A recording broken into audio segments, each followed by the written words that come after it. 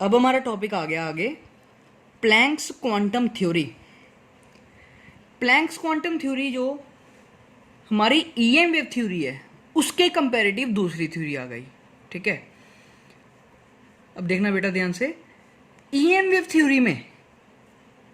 Theory में हम क्या लेट करके चले थे? Wave nature of radiation. हमने लेट किया था कि जो रेडिएशन है, ये हमें मैक्सवेल ने थ्योरी दी थी, दोबारा से कह रहा हूँ कि वेव नेचर ऑफ रेडिएशन, हमने रेडिएशन का जो नेचर है उसको वेव मान के चले थे। ठीक है, जिसकी हमने लिमिटेशंस भी देखी कि दो उसमें मेन लिमिटेशन आई। एक तो उसने रेडिएशन के साथ क्या एक्सप्लेन किया? प्लैंक क्वांटम थ्योरी, जो कि फेल हो गई। उसके बाद उसने फोटोइलेक्ट्रिक इफेक्ट एक्सप्लेन किया, वो भी फेल हो गई। इसलिए अब आया नेक्स्ट साइंटिस्ट, ये था हमारा प्लैंक्स, जिसका पूरा नाम था मैक्स प्लैंक। मैक्स प्लैंक, ठीक है, जिसने क्या किया? जिसने अपने अकॉर्डिंग एक थ्योरी में चेंज किया। क्या चेंज किया? इसने लेट किया पार्टिकल करेक्टर या नेचर ऑफ रेडिएशन।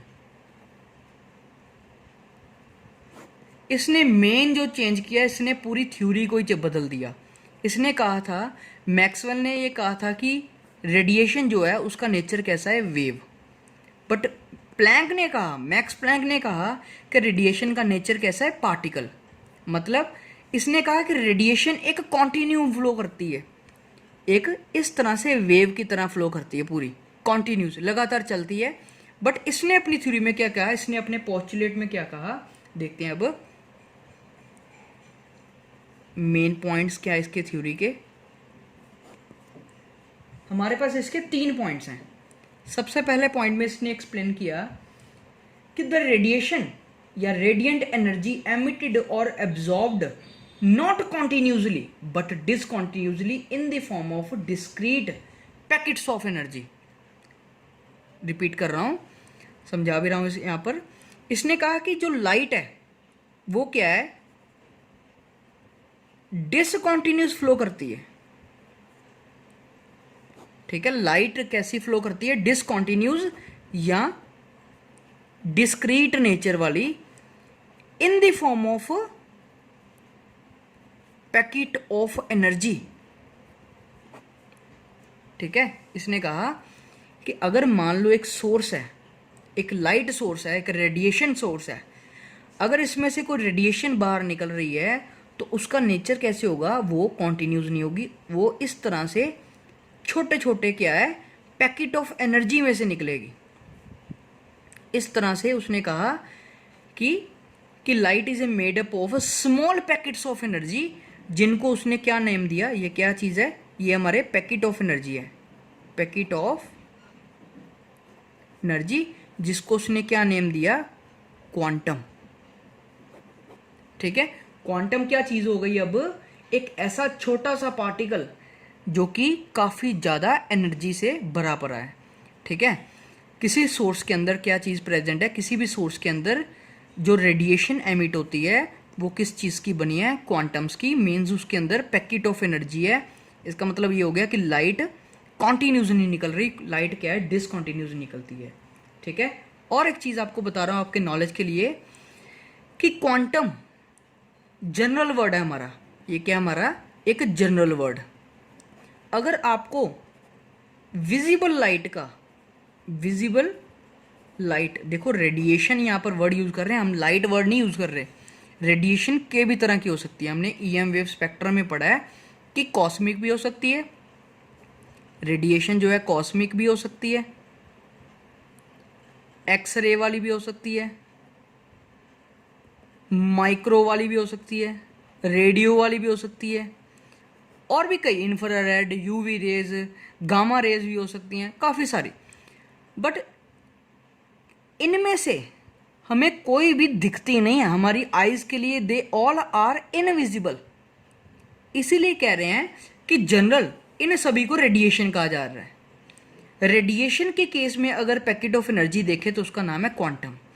अगर उसी एक स्पेशल केस बता रहा हूँ आपको कि विजिबल लाइट के अंदर, अगर विजिबल लाइट की, मान लो हमारे घरों में जो लाइट है, जो हमें नज़र आ रही है, जो विजिबल लाइट है, तो उस केस में जो उसका पैकेट ऑफ एनर्जी होगा, पैकेट ऑफ एनर्जी होगा जो, जिसको हम क्वांटम बेसिकली बोलते हैं जनरल वर्ड में, तो उसको हम क्या बोलेंगे? फोटोन। उसको एक नाम दिया गया फोटोन। अब आपको पूछा जाए कभी कि फोटोन क्या चीज़ है, फोटोन क्या होता है? ए क्वांटम या packet of energy of A visible light. Visible light का जो पार्टिकल है उसको हम बोलते हैं फोटोन। ठीक है, ये था इसका पहला क्वांटम, यहां पहला पोस्टुलेट। सेकंड पॉइंट में इसने क्या कहा? इसने कहा कि अगर किसी भी रेडिएशन की एनर्जी जो है, एनर्जी ऑफ रेडिएशन, वो डायरेक्टली डिपेंड करती है उसकी फ्रीक्वेंसी ऑफ लाइट पर, रेडिएशन सॉरी। ठीक है, इसने कहा कि किसी भी रेडिएशन की जो एनर्जी है, एनर्जी ऑफ द रेडिएशन, वो डायरेक्टली किस पे डिपेंड करती है? उसकी फ्रीक्वेंसी पर। मीन्स ये हो गया कि एनर्जी ऑफ क्वांटम या energy of radiation is directly proportional to the frequency new.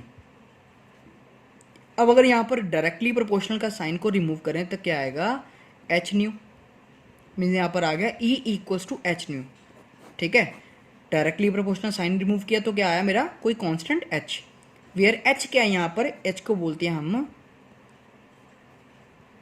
Planck's constant. ठीक है, that is a constant of proportionality, जिसको बोलते हैं प्लैंक्स कांस्टेंट, जिसकी वैल्यू उसने कितने दी?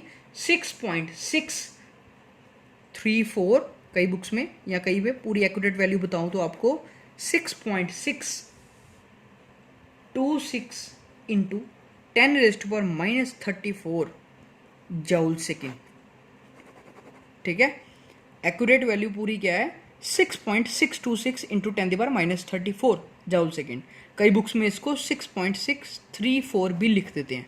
ठीक है, जो उसकी अप्रॉक्सीमेट वैल्यू है, याद रखने में इजी हो जाती है क्योंकि यहाँ पर 34 लास्ट में और यहाँ पर पावर भी 34 है, इसलिए। ठीक है, अदरवाइज आप जो सी मर्जी वैल्यू यूज़ कर लो, ज़्यादा फर्क नहीं पड़ेगा, बट मैं आपको एडवाइस करूँगा कि आप एग्जैक्ट वैल्यू जो है, एक्यूरेट वैल्यू जो है, वही यूज़ करें। ठीक है, रिपीट कर रहा हूँ कि एनर्जी जो है किसके बराबर है? Is equals to h nu. ठीक है, where h is a constant of proportionality, जिसको बोलते हैं प्लैंक्स कांस्टेंट, जिसकी वैल्यू उसने कितनी दी? 6.634 इंटू 10⁻⁻34 जूल सेकेंड। ठीक है, ये हो गया हमारा प्लैंक क्वांटम का सेकंड पॉइंट। थर्ड पॉइंट में इसने क्या कहा कि टोटल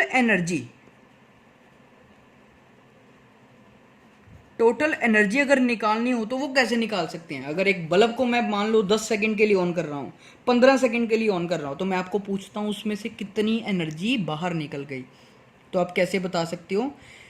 मैं देखता हूँ, मान लो कि मैं कह रहा हूँ कि एक सोर्स है जिसमें से एक क्वांटम निकला जिसकी एनर्जी कितनी है? E, जो कि एच न्यू है, अभी उसने बताया।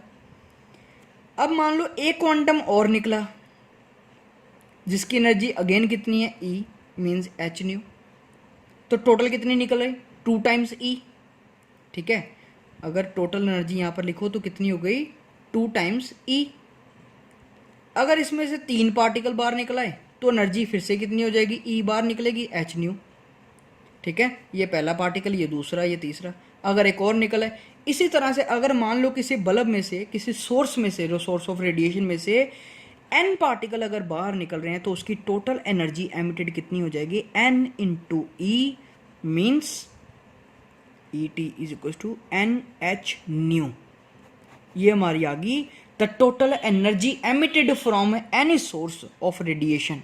ठीक है, किसी भी सोर्स ऑफ रेडिएशन के अंदर अगर आपको पूछा जाए कि टोटल अमाउंट ऑफ एनर्जी कितनी एमिट होगी तो वो हो जाएगी n इंटू एच न्यू। तो इसके बाद इसने क्या एक्सप्लेन किया? इसके बाद इसकी एडवांटेज क्या आ गई कि हमने ब्लैक बॉडी रेडिएशन जो था, ब्लैक बॉडी रेडिएशन जो मैक्सवेल की लिमिटेशन थी उसको एक्सप्लेन किया, तो वो ठीक हो गया प्रूफ। ठीक है, क्योंकि इसके अकॉर्डिंग इसने पार्टिकल नेचर लेकर चला। मैक्सवेल ने क्या लिया था? मैंने स्टार्टिंग में मैंने बताया था आपको कि मैक्सवेल ने इस चीज़ को वेव नेचर कंसिडर किया था बट प्लैंक्स ने इसको पार्टिकल नेचर कंसिडर किया, तो इससे हमारी ब्लैक बॉडी रेडिएशन वाली प्रॉब्लम ठीक हो गई। दूसरे नंबर पर फोटो इलेक्ट्रिक इफेक्ट, हमने फोटो इलेक्ट्रिक इफेक्ट में भी देखी थी कि ब्लैक बॉडी रेडिएशन से ये भी बिल्कुल सिमिलर है। और मैक्सवेल ने जब बताया तो मैक्सवेल ने इसको एक्सप्लेन करने में कुछ गलत बता दिया। इसी चीज़ को ठीक किया किसने? प्लैंक्स ने। ठीक है, प्लैंक्स ने इसको फोटो इलेक्ट्रिक इफेक्ट क्वांटम के बेसिस पे या पार्टिकल नेचर के बेसिस पे बताया, तो वो भी हमारी प्रॉब्लम जो थी वो ठीक हो गई। इसका मतलब तो ये हो गया कि हमारी मेन थ्योरी जो है अब ये आ गई। इसी चीज़ को हमने आगे जाके एक टॉपिक में हम पढ़ेंगे जिसका नाम है डुअल नेचर।